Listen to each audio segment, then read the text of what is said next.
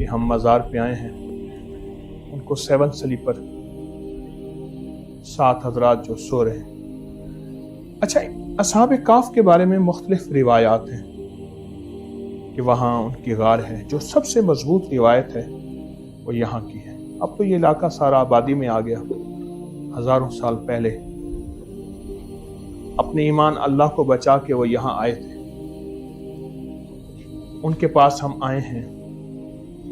بہت طاقتور عمل کریں گے اصحاب کہف کا، جو ہمارے تسبیح خانے میں بہت عرصہ ہو گیا چل رہا اور مخلوق خدا کو اس کا فائدہ ہو رہا۔ تعال بسم اللہ، السلام ورحمۃ اللہ۔ بہت فائدہ ہو رہا۔ یہ مسجد ہے اصحاب کہف کی، تو انشاءاللہ ہم مسجد میں نفل پڑھ کے ان کے پاس ہدیہ لے کے جاتے ہیں، اعمال کا ہدیہ لے کے جاتے ہیں، پھر ان سے دعاؤں کا بھی عرض کرتے ہیں انشاءاللہ۔ اصحاب کہف کا یہ غار ہم داخل ہو رہے ہیں۔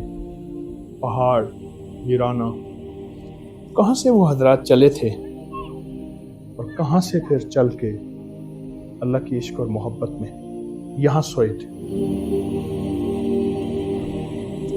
السلام علیکم۔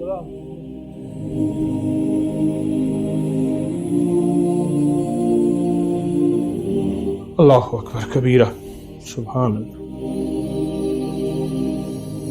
زیتون لگا ہوا ہے، زیتون۔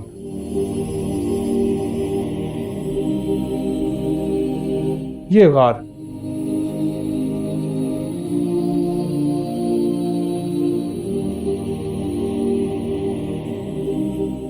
غار ہے۔ اسی دور میں اس کو پھر انہوں نے خوبصورت بنایا، نقش و نگار بنایا۔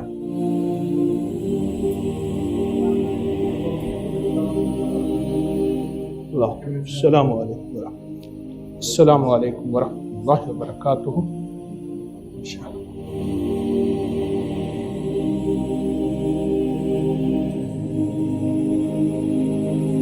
اصحاب کہف کے ہاں بیٹھا ہوں، وہ غار ہے۔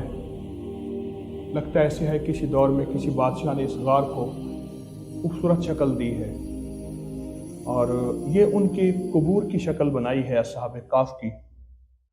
3 ادھر ہیں اور 3 ادھر ہیں، 6 ہیں، اور ایک 7 اصحاب کہف تھے، ایک ان کا کتا تھا۔ اللہ کے لیے آئے تھے، اللہ کی محبت میں آئے تھے، اللہ کے عشق میں آئے تھے۔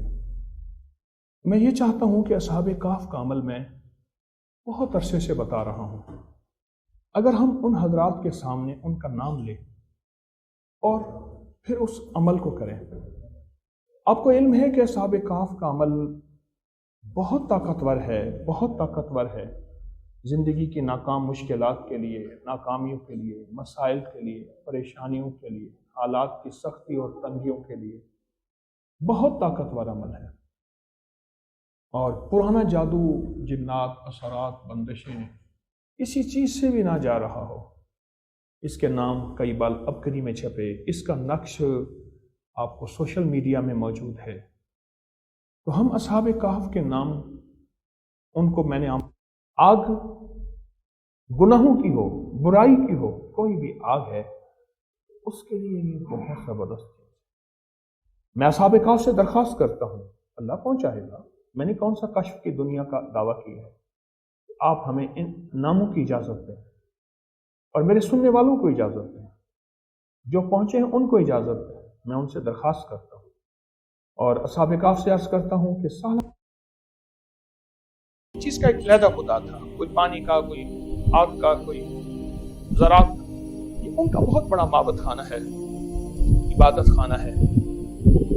اس کے کچھ آثار ہیں ہرکولس کے۔ بنو امیہ کے دور میں یہاں چھاونی بھی تھی، رہنا بھی تھا، اور بنو امیہ کے دور تک یہ آباد تھا۔ اس کے بعد یہ ختم ہو گیا۔ اصل میں ایک ایک پتھر کا ٹکڑا مجھے ایک پیغام دے رہا ہے، وہ ہے کہ رہے نام اللہ کا، الملک للہ الحکم للہ۔ اللہ کا حکم ہے اور اللہ کا ملک ہے اور اللہ باقی ہے، بکسف فنا ہے۔ یہ ایک پیغام اور میسج ہے جو مجھے آپ کو مل رہا ہے۔ میں ایک روحانی سفر میں ہوں، اور روحانی سفر میں جگہ جگہ عبرت کے نشان، عبرت کے پیغام، عبرت کی زندگی دیکھ رہا ہوں۔ پہلے میں خود بتا چکا، اور یہ عبرت کا نظام یہاں تک چلا ہے۔ کیسے چلا ہوگا؟ قلعے میں کون ہوگا؟ اتنا بڑا قلعہ ہے، اور اتنا بڑا قلعہ جو ہے کس نے بنایا ہوگا؟ اتنے بڑے بڑے پتھر اٹھائے کس نے ہوں گے؟ اٹھائے کس نے ہوں گے؟ بس یہ ایک عبرت کا نظام ہے۔ اللہ باقی ہے، باقی سب فنا ہے۔ قل اللہم مالک الملک تؤتی الملک من تشاء وتنزع الملک